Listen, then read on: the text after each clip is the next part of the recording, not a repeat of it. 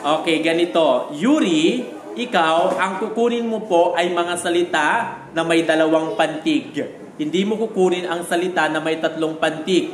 Pag tatlong pantig yung nakuha mo, ibabalik mo siya. Ikaw naman, Yexel, ang kukunin mo ay mga salita na may tatlong pantig. Kapag dalawa yung nakuha mo, ibabalik. Paano niya ibabalik? Dapat nakataong pag ibabalik ninyo, ha? Okay. Ano sa'yo, Yuri? Ilang pantig? Dalawa ikaw? Okay. 1, 2, 3, go.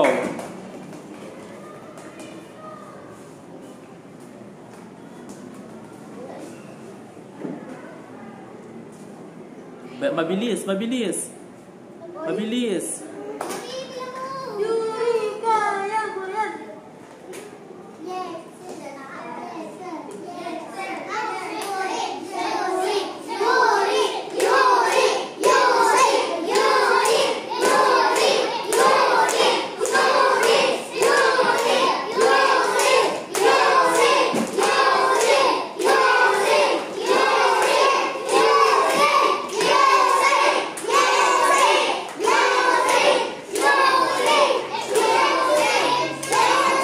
Okay, stop.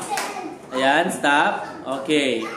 Lahat ng nakuha ni Yuri na mga salita, lahat yon ay may dalawang pantig. Palakpakan.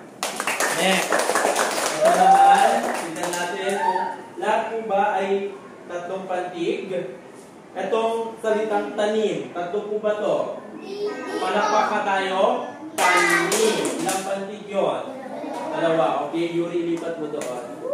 Ayan. Very good.